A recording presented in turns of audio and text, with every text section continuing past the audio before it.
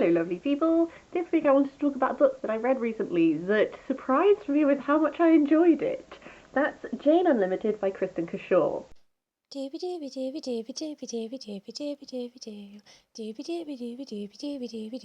Sophie Vlogs. When I have to describe what this book is, my go-to catchphrase is it's like Choose Your Own Adventure meets the multiverse. Oh boy, did I have a good time with this book. So this follows Jane. Jane, her parents died when she was very young. She's been living her whole life with her Aunt Magnolia, who is like an underwater photographer, but her Aunt Magnolia has died. So she's feeling a little bit lost in life. She has dropped out of college, she's about 18, and she's just sort of, she doesn't really know what to do. One thing she does do is she makes these umbrellas, but that's, a hobby, not like what you do with your life. And she bumps into this girl called Kieran, who tutored her when she was in high school, and Kieran comes from an immensely wealthy family, but Kieran is also feeling a bit lost. She doesn't have a job, she doesn't really know what to do, and Kieran invites Jane to Riviere, which is her family's island. And Jane's Aunt Magnolia once made her promise that if she ever was invited to this island, she would say yes and she would go. So she does. The conceit that this novel hinges upon is that while at the island, Jane notices a variety of things that are going on that seem like further investigation is required. And there comes this point whereby she can choose between about five, I think it's five, not six, but she can choose between five or six options of which strand does she follow, which person does she go after in this moment.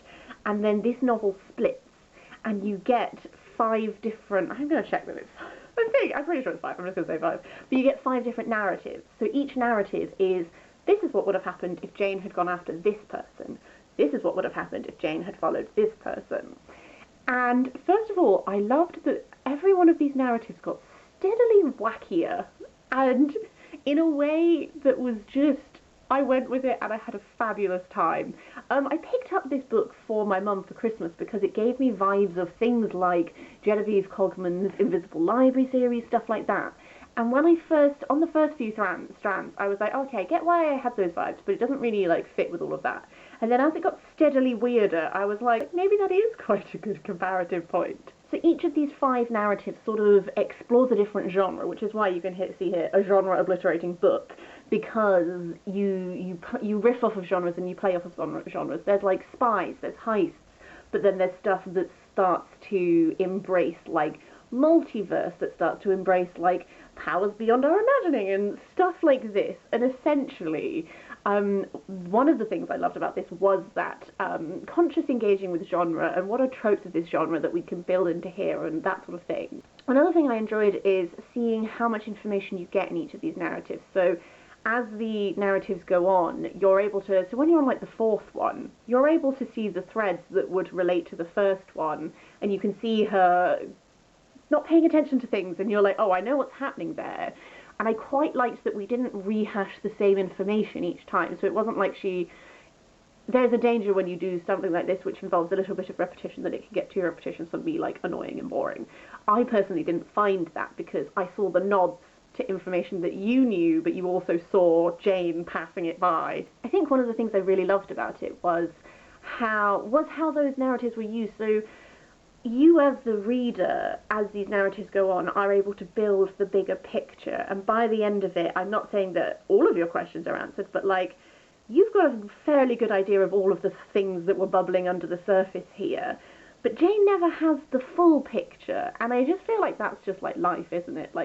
You have to make these decisions which alter the course of where you go, and that means it's impossible for you to ever have all of the information or all of the opportunities. You will always in your life have to make decisions which mean that you don't do X things and don't pursue Y things and never know Z things, but you still get to do all this other stuff. It's just it's impossible for you to have a life whereby you achieve all the things and you know all of the things, and that is the same here.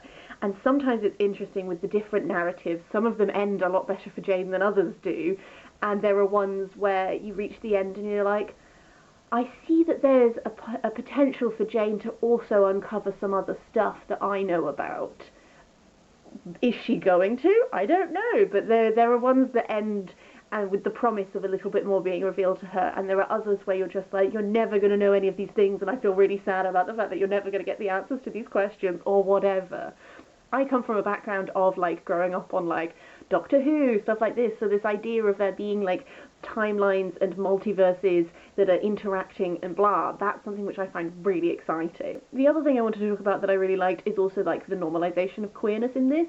So, like, Jane has a really great connection with this girl, and she has no quandary over, like, oh god, do I like girls now, blah, blah, blah. No, she just really likes this girl. But then there's also this guy who it's like, there's some potential stuff there.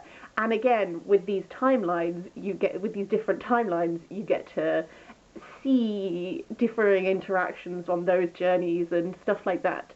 But I just loved how normalized queerness was in here. It wasn't like a thing that involves a lot of quandaries. It's just like, yeah, sure, okay, we're going forward, and we're just seeing, like, depending on the decisions she makes, how does it affect these potential relationships and stuff like that, and I really enjoyed that. As always, I can see how this is something that some people won't enjoy. You do get thrown in a bit, it does go some really wacky places by the end, and I can see how that won't be everyone's cup of tea, 100%.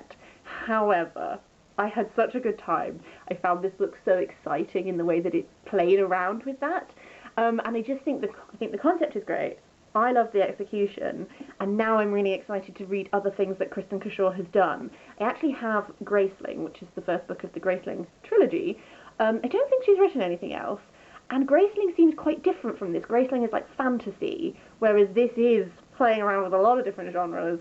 This has just made me really excited about Kristin Cashore as an author, and I am very intrigued to see what she does next. I just wanted to dump all of these thoughts down upon finishing this. I'd love to hear, have you read this? Did you like it?